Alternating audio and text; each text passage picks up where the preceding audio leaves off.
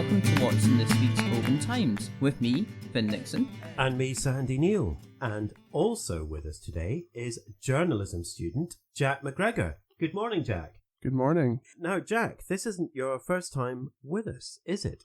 Tell us more about that. No, so I'm in university now, but when I was in school, I actually had the opportunity to do some volunteering with you guys. So I did that for about a year, on and off, just sort of editing some stories, writing a few stories for you. And then I went off to uni in 2020, and now I'm back. And Jack was great at his job then, so you can imagine what he's like now. So we're delighted to have him back. Welcome, Jack. Thank you. Great. Oh, Finn, back to you. Yes, welcome, Jack. And what do we have for you this week in the Oban Times? Your first experience of it, Jack. So here we go. There's lots of news and photographs for you in the newspaper and at www.obantimes.co.uk. And remember, there we are also always happy to hear your stories and see your photographs. You can call us on 01 631 568 000, email editor at obantimes.co.uk, or message us on Facebook, Instagram, or Twitter. Sandy, what stories have you been finding out about this week? Well, thank you very much, Finn.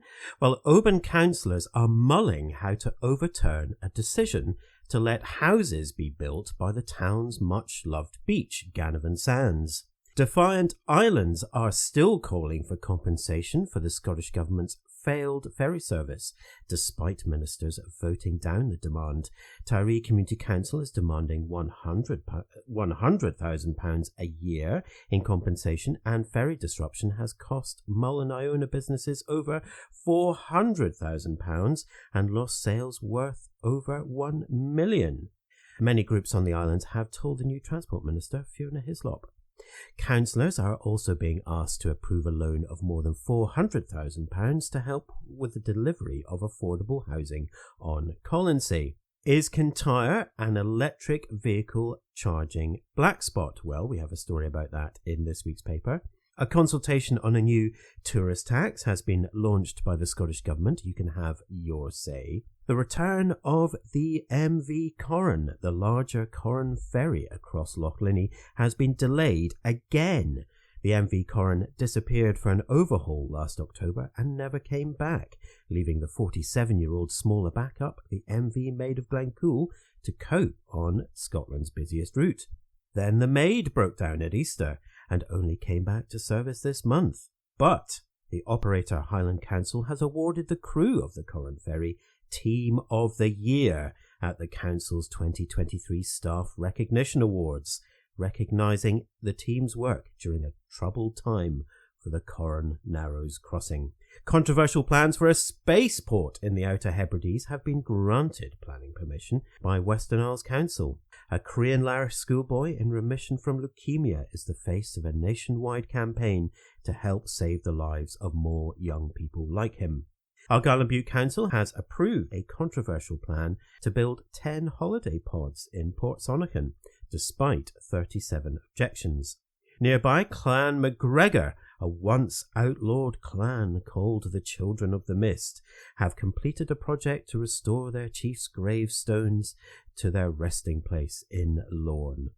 The history and culture of the traveller community was celebrated at Auchendrain, and the baking ovens at Oban's popular Bossard's Patisserie will be switched off for the last time on Friday as the owners Sylvia and Heinz Bossard retire, thanking customers and staff for 19 wonderful years. Finn, over to you. Thank you, Sandy. And last Thursday, the 4-day local pylon inquiry in Dalmally came to a close after some emotional and passionate testimony from members of the community, including television and radio personality Clive Anderson, who owns a second home nearby. The inquiry was hearing the case for and against proposals to build a 48-pylon overhead line on the landscape between Cladich and Dalmally, and you can read some of what was said there in this week's Oban Times. I also visited a picket line in Oban on Monday, which was making history. Northern Lighthouse Board workers took official strike action for the first time in the organisation's 236-year history.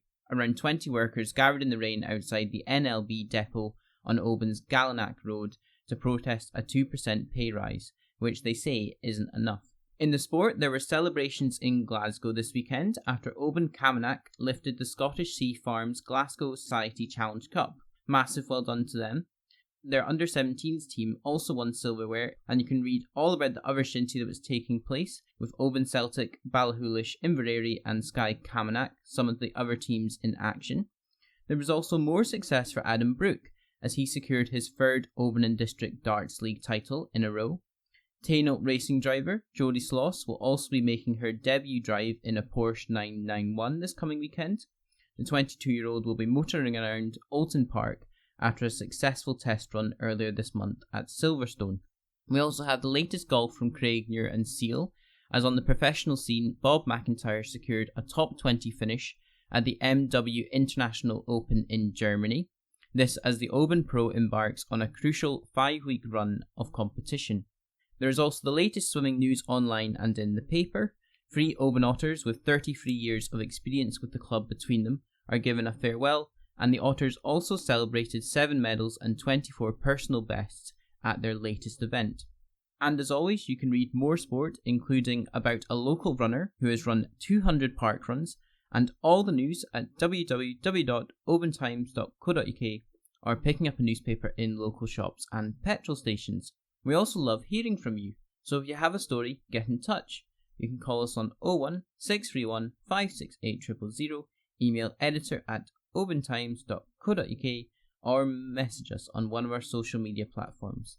For now though, thank you for listening, and it's goodbye from me, Finn Nixon. And goodbye from me, Sandy Neal. Bye from me, Jack McGregor.